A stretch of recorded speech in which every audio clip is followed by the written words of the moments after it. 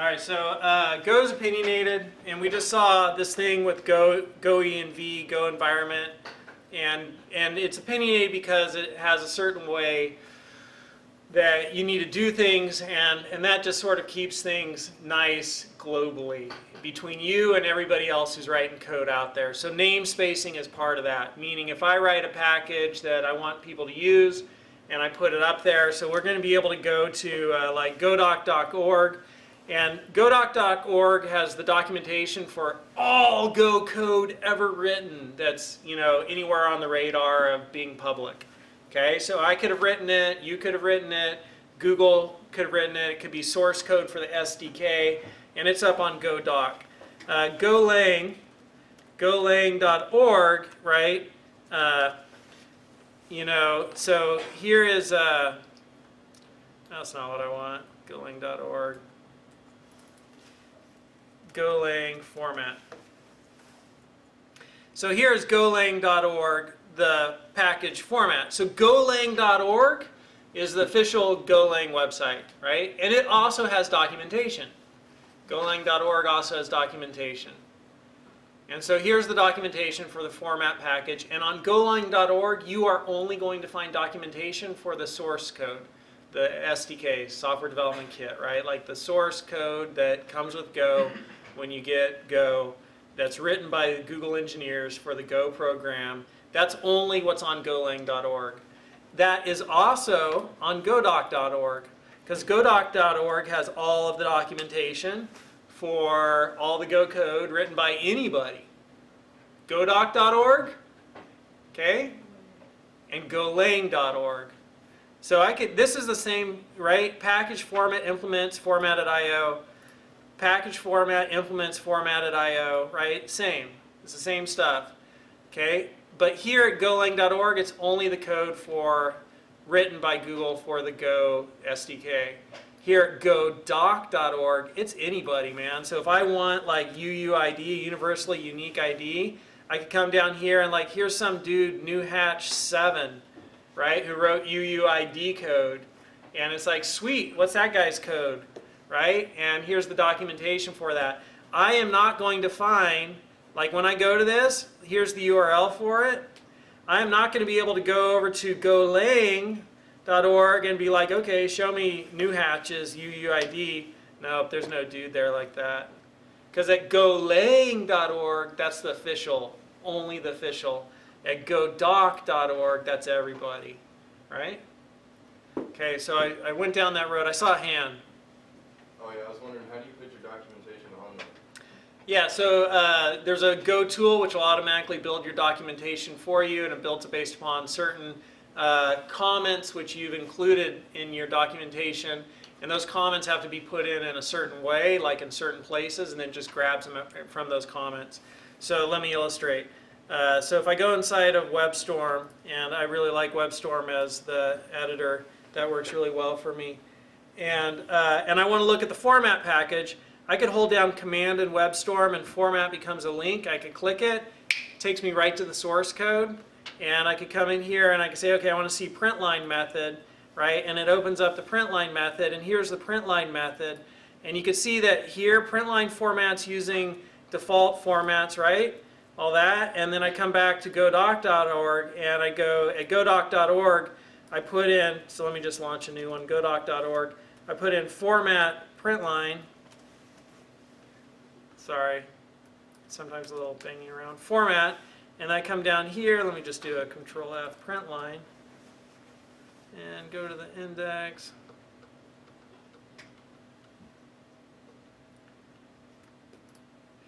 Printline formats using the default formats for its operands.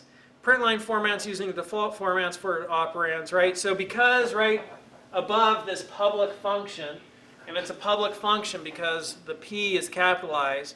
So in Java, you would have public, static, void, main, or private, you know, and that's how you determine whether or not some code's accessible or not accessible outside of its, you know, where it's written.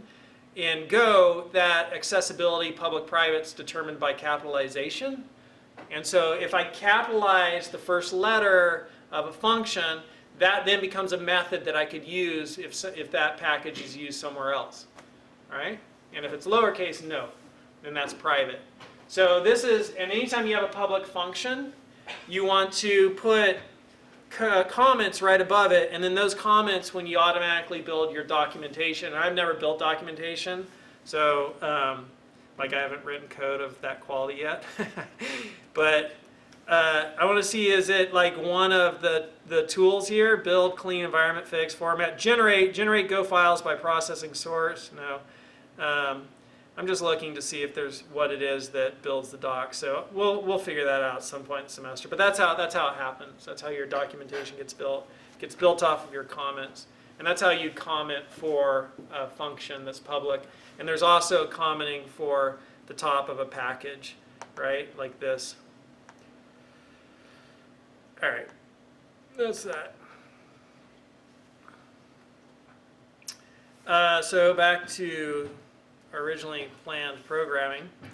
So the workspaces are opinionated, and I was pointing out here, you know, the difference between golang.org, right here, golang.org, and godoc.org. So question, just to make sure we have understanding. Can you find New Hatches 7 documentation on golang.org? No. Can you find New Hatch 7's documentation on godoc.org? Yes. Yes. Can you find the official format package written by Google engineers that's part of the SDK? Can you find that on golang.org? Yes. That's where only the official SDK stuff is. Can you find the exact same documentation on godoc.org for the format package? Yes. Godoc.org's got everybody, right? Everybody, including the stuff at Google. And so the reason that Go is opinionated, right, is one of it is this idea of namespacing. And so namespacing is, you know, if I create some code for other people to use, like when I searched for UUID, all this stuff came up. And you'll notice that different people have written, you know, packages with UUID, and that's the perfect descriptor for that package. Well, how am I going to tell the different packages apart? Well, we give it a unique namespace. So this package, the entire name of the package is that right there. That's the whole name of the package. And this is the whole name of the package right here for this one. And here's the whole name of the package for that one. And those are all unique because it's using this namespace of you know, your github.com, and then your username, and then whatever the resource is. So if I want to utilize that particular package, I have to know that when I do the import. Yeah, that's what you import. That's the package you import, and those are all unique. And so that's where Go is opinionated, right? That's the point. It's trying to be made here is like, look, this is the way you set it up, and so we have to set up our workspace in a certain way. And so not only is you know, not only is this a good namespace to keep all the names unique, but I could also just copy this code and go to GitHub and I could see the source code. Well, that's cool, right? So that's a really good unique namespace, right? It's like, that's how I find the package, that's how I import it, that's how I go look at the project on GitHub. And also by using domain, username, kind of, you know, domain / username / it allows maybe other websites other than GitHub, right? Everybody uses GitHub, but you will sometimes see things for other places, other domains. So that's unique, and that means that we got to set up our workspace in a unique way. So Go is opinionated, like I said, and so the first thing you need to know is that you're going to have a workspace. So you're going to install Go, and when you install Go, Go gets installed on the Mac.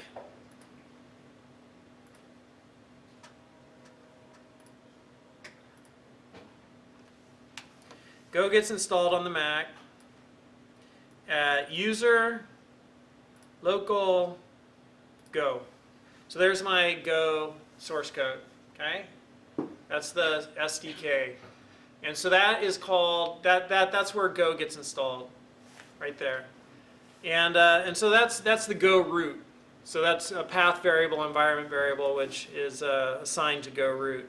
And then right here, right, somewhere on my computer I create a workspace. And that workspace is where I keep all of my code. And so when I ran that command at the terminal, and by the way I'm clearing out my screen there is Command K. I kind of like that, just clears the screen and gets rid of, I don't know, it's no longer, I can't scroll up or anything, just clears it. So when I run go env, I've got go root. And you can see the go root points to user local go. So that's where my SDKs is stored, right? That's where it got installed. So that's where your go root needs to point for Go programming to work on your computer. To configure your computer, you have to have it there. And then for my workspace, users tm2 documents go. That's my workspace. That's where I keep all of my Go code. That's my Go path. So those two environment variables, those two path variables need to be set. Your go root and your go path. Okay? And the go root points to what? Where goes installed, where goes installed. Where Go is installed on your computer. So by default on a Mac, user local Go. On a Windows machine, it's going to be C:, whatever, Go. Right? It's first C drive, then Go. And so go root and go path are two environment variables. You just have to make sure are pointing to the right place. And so if we look at how it's set up on my machine, my workspace is under documents, right? We can see right here, my workspace is my go path, users TM02 documents go. So if I go to users TM02 documents right here, go, there is my Go workspace. I probably should have called this something different than Go, because I have, you know, for my Go workspace, it's called Go, and then for my SDK, it's called Go. That might be a little confusing for people, but I understand, hey, that's my workspace, so I could just call it Go. You might call yours Go workspace. How do you configure it?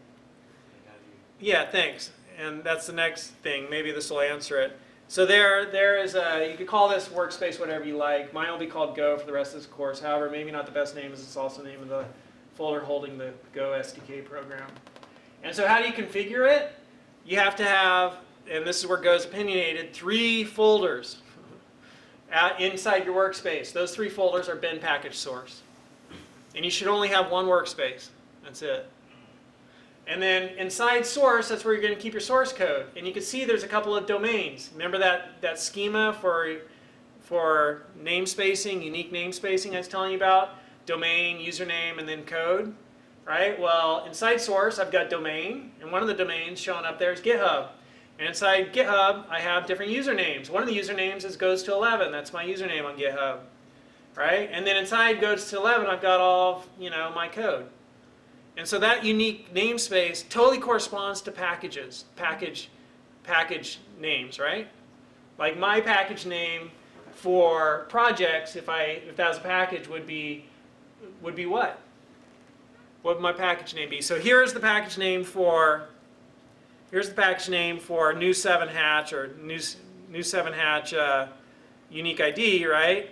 Here's the package name for it, and you can see right there the import and everything, right? Import that, and that's what it's referred to in the, you know, on GoDoc when you search for it, right? GitHub new 7 hatch Go UUID, right? So mine would be, or this example right here, since mine's actually called something different, but in this example, what would be the package name of projects if I was to put it up on godoc.org?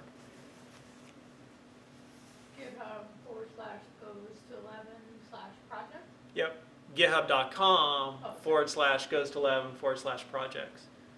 Right, that would be it. So it's basically everything after source is when you're looking at the unique namespace of a package, everything after source, or you're importing something, right? So are we going to be keeping all our code that we write in GitHub? Because the terminals here You don't need erase to. everything? You don't need to keep it in GitHub. I recommend it.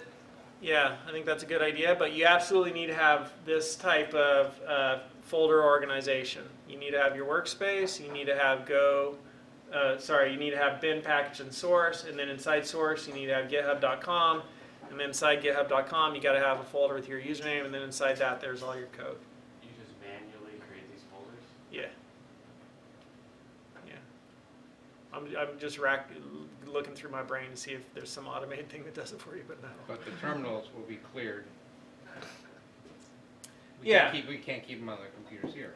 Yeah, no, yeah. So you need to, and then as you're working, and we'll learn this in WebStorm, you'll push your code up to GitHub, and then every time you come back, your code's right there, and you can just bring it back down and work with it and push it back up. So path variables is one of the things you need to learn about, right? Because I said that Go's opinionated, and we have these environment variables. How do we set those path variables? What are path variables, right? So you need to have your Go path and your Go route pointing to the right place. So now that you know this command, go env, you can check the Go environment variables, and you just need to make sure Go path and Go route are pointing to the right place.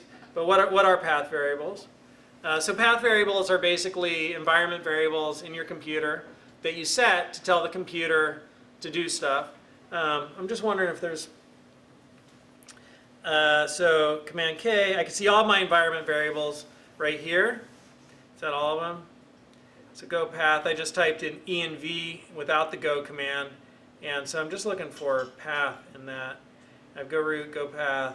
There's path, right? So here are my environment variables on my Mac. I don't know if this is a security flaw. So I hope I don't do one of those things where I open myself up to something. But anyhow, if you're watching this course, I imagine you're still at the beginner level. Hopefully really advanced hackers won't be watching this class and be like, I just saw how to get into his computer. Bash, but no, I'm fine. So here are my environment variables for my entire computer. And basically what this says, what this tells my computers is I think of them as kind of like pathways going up to doors. And so that's what environment variables are, path variables are. So if I tell my computer, hey, you know what, Python -- version, right? Well, when I tell my computer Python, it then's like, okay, let me see if I could run the Python command. And so it starts looking down all these paths, right? It goes down this path right here. And it comes up to the Google Cloud SDK bin, and it knocks on that door. It says, hello, and Google SDK bin opens the door and says, yo, what's up, man, I'm Ben. And the computer says, hey, Ben, I just got a command, Python space -- version. Do you know how to run that? No, man, I just do Google Cloud SDK stuff here. I don't know anything about Python. I can't help you. All right, thanks very much. I'll try the next path, right? And so the computer then goes down the next path and knocks on the door. Says, hey, Go App Engine, how are you doing? I'm pretty good. I'm doing things real fast. It's like, I just got a command, Python space -- version. Do you know how to run that? Man, I don't know how to run that. Good luck. All right, see you later. And just keeps going down until finally, right, the right door opens. And it's like, yeah, I totally know how to run Python. That's all I do. Here's the version number. Go away. Right? That's what path variables are. And so when I enter a Go command, right, I say, hey, Go help format or whatever. And it then goes and looks down the different paths until it's like, hey, I know how to run. It finally gets to my Go route. And my Go route goes, I know how to run that stuff. And then it does the code it needs to run to handle that command. So that's what path variables are. And so when you install stuff, in new programming languages, you often have to set path or environment variables. And to set path or environment variables on a Mac, so we've seen that already, that's just go env. And we know that the Go path must point to your workspace and Go route must point to the Golang source code. How do you set your Go path? When you're at the terminal, and you can see here the commands, I change directories back to my home directory, change cd space tilde, takes me to the home directory. And I print my working directory. My home directory is, so pwd prints my working directory, and my home directory is users tm002. And if you're new to terminal, I recommend, it's not that many commands, right? But just create a little list next to the side of your computer. In 2 weeks, you'll be like, people will be like, wow, man, you know the terminal. You're like, that's right. Right? But, you know, the commands are like Command K. Here, just write the commands down. Command K, hold down Command K, clears the screen. pwd prints your working directory, so it tells you where you're in. cd, change directory. Well, first ls, list directories, right? So Command K clears it. pwd prints ls, list what's in that folder. ls-la, list all. So it gives me like a more vertical list where I can see my file names over here and all my hidden folders. Where ls didn't give me hidden, ls space dash la gave me all the hidden stuff. And the dots here signify hidden file on a Mac. So dot bash rc, dot bash underscore profile, those are hidden files, right? So we got Command K to clear the screen. We got pwd, print working directory. We got ls to list everything, or ls list dash la to list all. We have cd to change directories, so I could change directories into documents. You type the first part of something, and if it's not unique and you hit tab, nothing happens. It's giving me my options. Hey, you're hitting CD into D, but I got documents or downloads. Which do you want? Okay, if I do CD-O, it's still going to be like, I don't know which one you want, man. Documents or downloads. Well, it got rid of desktop, right? Desktop was there before. And now if I do C, now it will complete it with tab. Right? So C, that's why I like do that long download for Go when you do the Open SSL SHA-1, and then you just have to do the tab to complete. So we got Command K, we got pwd, we got ls, we got ls-la, and we've got cd, and then type in, you know, what you want to do, and it'll change into, like I could cd, I'm in documents, I could go into Go, and I have to hit the / there because I have a couple of Go things, so that completes it. Print working directory, PD. So CD is change directories. Now I could CD ... and that takes me up a level. Okay, so that takes me up a level. CD ... is just my current directory. That's what the dot stands for on the terminal. And so now print working directory. So, you know, it's like Command K clears it, pwd, print my working directory, ls list, ls-la list all. CD, change into directory, either type in the directory I want to change into, you know, or do ... to go up a level. And then, I don't know, what else was I going to show you? I guess that's it with that. Seems like I was going to show you something else, but I forgot. So anyhow, that's how you do stuff. And here we have the bash profile and bash rc, so that's where you set your environment variables on a Mac. And so you could open up a little text editor program at the terminal and type in at the terminal nano.bash profile with a space between them. And so like when I do that on mine, like right now I am pwd, print working directory, I'm there, I need a cd changed into documents. And then if I do an ls-la to list them all, that's not where I want to be, so go back up to my user directory. That's one way I could get there. Another way is I could just do cd tilde, and that takes me to the same place, my home. So that's one more command to add to your little list. And now if I do my list all, I have my bash profile up there. So I could do nano.bash profile. Here, let me clear that out for you. And so that brought me into a text editor. And you can see my commands up there, and basically it says load everything from bash rc. And I forget why when I took a course that the person who took it from recommended doing that. But you could just put all this crap that I'm going to show you into the bash profile, and that's where I used to have all mine. Or you could just copy mine. And so here are the commands inside bash rc that run every time my terminal gets started. So it runs these commands, so like cal and date. Right? Cal and date bring up the calendar and the date, right? Those are what those two commands did. Right here, cal and date. And then this, you know, that little hash symbol is a comment, means ignore this, and that's the comment in this area of the world, whatever the heck you call it, terminal comment or something. And basically this is saying make my PS1 is basically, you know, I forget what that stands for, but it's basically your prompt script, maybe, I don't know. It's your prompt, and it's saying make my prompt the dollar, and so that allows my prompt to be like this, right? So here we have tilde dollar, or if I change into documents, right, it's now documents dollar, or if I change into course files, it's now course files dollar, and so that's what that little chunk of code right there does. and then a few things. But anyhow, here I'm setting my environment variables, right? I just say export go route, export go path, and then I also set one more here to go to add that to my path variable. So that code looks a little funny when I first was learning about this, but basically my home, this variable home is the, same thing when I do the tilde, and so that's like cd space tilde, and it takes me to users tm002, that's considered my home. And so this little variable here, home, is basically like putting right here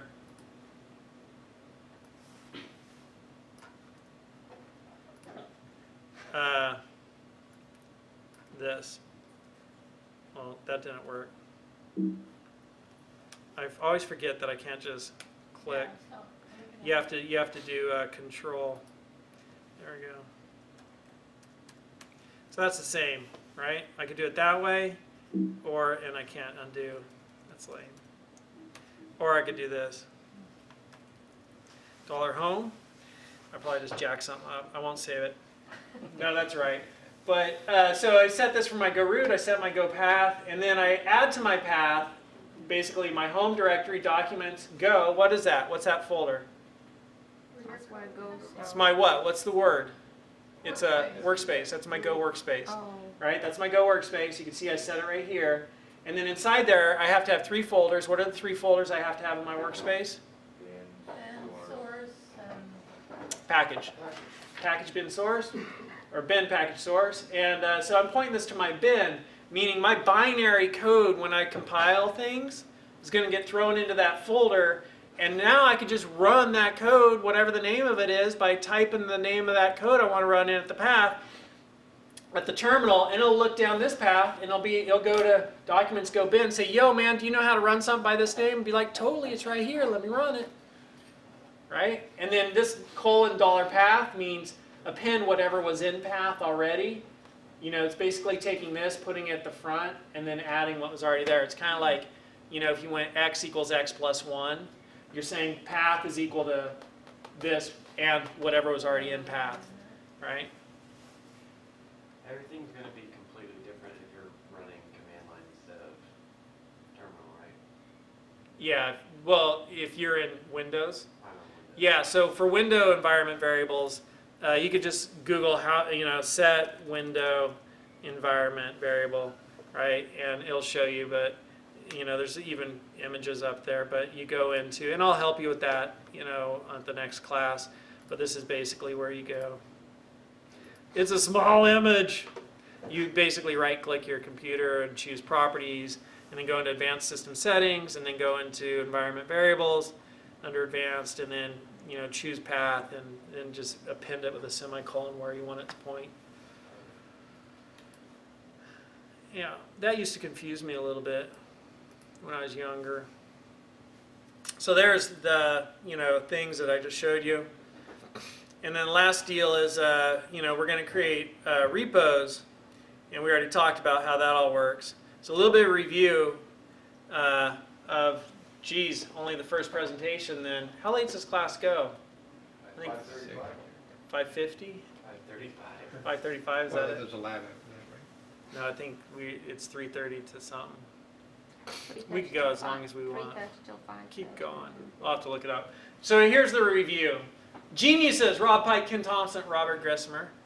Why would you not want to use a programming language created by geniuses? Like, one of the reasons I don't like Python is like the guy who created it broke the code, said, all right, anything already, I came out with Python 3, and now all that stuff that's written in 2 no longer works with 3. Right? And then nobody wanted to switch from 2. So he said, we need a newer, better version. And he totally changed it. But everybody had already written this code in the older, crappier version. So they didn't want to switch, because then they'd have to rewrite all their code. So it's like, that just seems broken. Like, that's one reason I don't want to do Python. Not to mention, it's like some Italian guy. Like, I appreciate his sense of humor. Right? He named it after Monty Python. It's just like some Italian dude who named it after Monty Python. It's like, no, I think I'd rather have Google engineer who invented the C language and Unix, helped create that. That sounds better, for the people who built the programming language. Anyhow, so SHA-1 checksum and OpenSSL SHA-1 and full path file. Go version, right? We learned that. Go E and V. We learned what that does. Gives us our environment variables. We learned why those are important.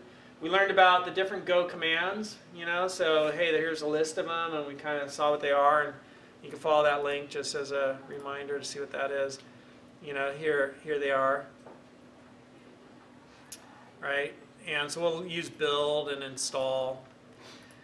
And then we learned about Go help, and so Go help was also listed here, right? So there's the Go help command or Go help topic. And we learned about workspaces and creating a workspace. And we learned about path variables, also known as environment variables. We learned about the Go path and Go root and how those have to be set. And on the Mac, we set those at bash profile or bash RC. And then we learned about the importance of repos and workspaces and the role those are going to play. So that is, wow, man. I was thinking we'd go a little quicker. So on what is today? Tuesday. On Thursday, we're going to take a look at WebStorm. We're going to take a look at WebStorm and using it as an editor. I recommend either WebStorm or Atom. And I'm using these two vertical pipes intentionally because that's how you do OR in Golang, two vertical pipes. And so we're going to be using WebStorm or I recommend WebStorm or Atom, and I'm going to be using WebStorm, and I highly recommend you do too. Both are installed on the computers in the classroom. I spent a day over my summer getting that all straight so it would work. And I say that like I'm crying, even though it's my job. Like I'm complaining. But WebStorm has a lot of really nice features. And even the thing that wasn't working, just like when I put everything together, including this presentation, is now working. So we're going to look at that on Thursday. So between now and Thursday, I want you guys to get Go going on your computers wherever at home. And if it's a laptop, bring it in. If it's a desktop, you can bring it in too. If it's not working, I'll help you get it working. And then download and install WebStorm. And it's going to ask you for a license, and I'll give you that license Thursday. I have a license for it. And it's a year license for the full-fledged version. And so you'll get that Thursday. So install WebStorm and get Go going on your computers. And then look ahead in the presentations, read ahead, just to sort of, you know, expose your mind to it. 3 things. What are the 3 things you need to do by Thursday? Install Go. On your Install computer? WebStorm. Install Go, install WebStorm, and look at the presentations.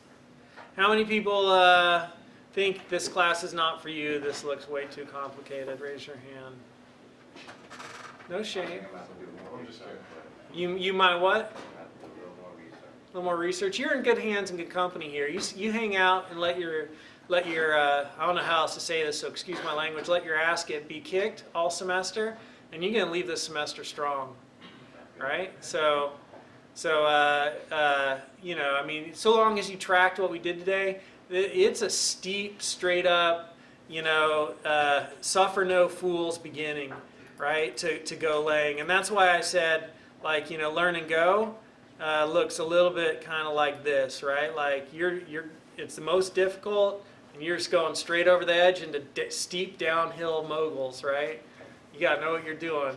But so it is kind of like, whoa, what is up if you're kind of new to it when you first come to it. But if you hang out, man, you'll be fine, and you'll learn a lot of stuff. I mean, unless you're like way lost and you're like, what? But if you track today, you're good.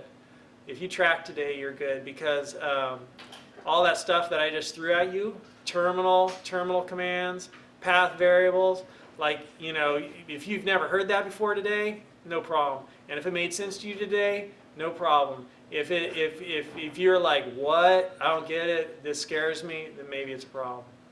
But yeah, cool. So just hang out. What were those 3 things again? Get Go working. Install WebStorm. Did you And send me the link? look ahead at the presentations. Did you give us a link to the presentation? Yeah, the presentations can be found at. I didn't email it to you, but sure. Let me show you the link, and you could write it down for the presentations. It's these 2 links right here.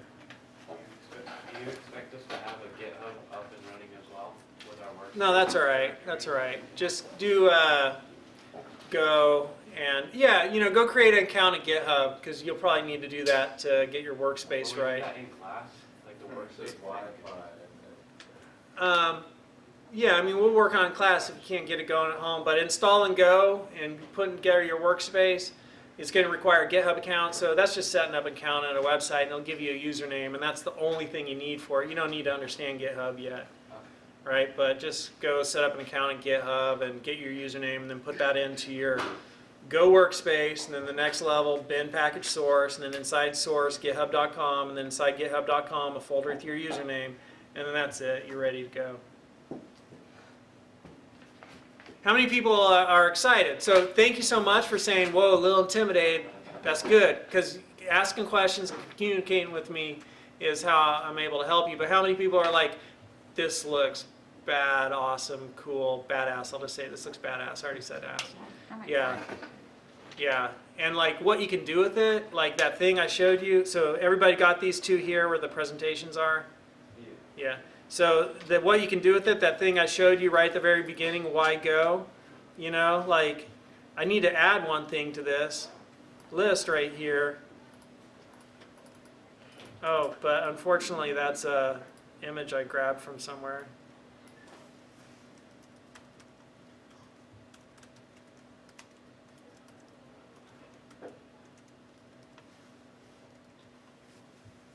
Android and iOS apps, like, man, you could do some really awesome stuff.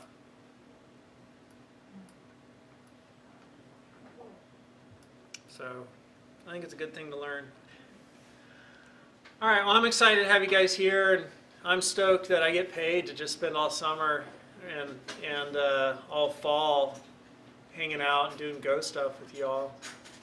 So, by Christmas, we should have some really good skills, and you guys will have come a long ways with your computing prowess. So, anybody have any last questions or anything? All right, let's turn it off.